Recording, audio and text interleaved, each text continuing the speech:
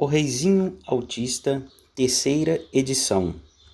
Maíra Gaiato e Gustavo Teixeira.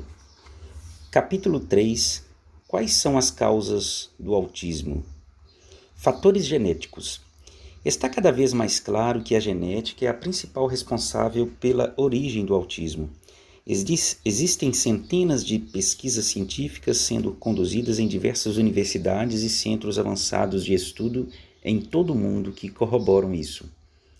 O autismo é uma condição neurobiológica de origem genética, o que significa que alterações no código genético do feto em desenvolvimento no útero da mãe fazem com que ocorra uma cadeia de reações químicas que modificam a qualidade, a produção, a forma, a organização e o número de células e alteram a expressão química desses neurônios. A primeira maneira como essas células nervosas vão migrar no cérebro para formar conexões e redes neurais também é influenciada. A criança nasce com alterações na estrutura cerebral, na maneira como as células nervosas, neurônios, se organizam no cérebro em formação durante o desenvolvimento fetal. E essas mudanças são responsáveis pelos atrasos identificados em cognição, socialização, linguagem e demais dificuldades no autismo. Estudos científicos mostram que a genética está intimamente ligada ao autismo. Por exemplo, pais que têm um filho autista apresentam até 18% de chances de ter um segundo filho no espectro autista. Também. Outros estudos genéticos com gêmeos idênticos concluem que se um dos irmãos tem autismo, a chance de o outro ter também varia entre 36% e 95%. No caso de gêmeos não idênticos, essa chance se reduz para 31%. Ainda na esfera genética das hipóteses para o autismo, vale ressaltar que a ocorrência simultânea do autismo com outras condições neurológicas, genéticas e comportamentais está em torno de 83%. 3 exemplos são a síndrome de Down, a síndrome do X frágil e a deficiência intelectual, que apresentam maiores chances de também ocorrer simultaneamente com o autismo.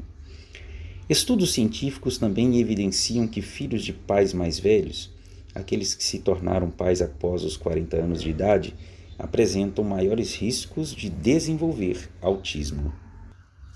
Fatores ambientais. Fatores ambientais isolados também podem participar na origem do autismo. Esses componentes ambientais seriam insultos graves provocados ao cérebro fetal em desenvolvimento durante o período gestacional. Nesse caso, doenças congênitas como rubéola, encefalites, meningites, uso de drogas ou medicamentos com alto potencial tóxico, prematuridade do parto, baixo peso ou nascimento, entre outros fatores, poderiam hipoteticamente produzir alterações de estruturas cerebrais ou alterar fatores imunológicos e bioquímicos, predispondo e até mesmo desencadeando o comportamento autista. Epigenética. Outra área de estudo promissora para identificar as causas do autismo é a epigenética. A epigenética estuda os fatores que controlam a expressão dos genes, que é regulada por substâncias químicas presentes no DNA. A qualidade e quantidade dessas substâncias químicas podem ser alteradas por fatores ambientais a que a gestante é exposta, por exemplo. Assim, a maneira como os genes interagem com o meio ambiente também é foco de estudo e potencialmente também é responsável pela origem de sintomas autísticos. Estudos têm demonstrado que a epigenética pode influenciar respostas imunológicas maternas relacionadas a maior suscetibilidade para o transtorno do espectro autista.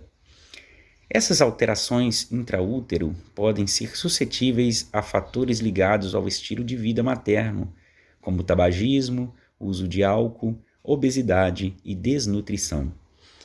Para se ter uma ideia, um estudo dinamarquês encontrou um aumento 2 vezes maior para a prevalência de autismo em filhos de mães que tiveram infecções pelo vírus influenza durante a gestação e um aumento de 3 vezes para mães que tiveram febres prolongadas.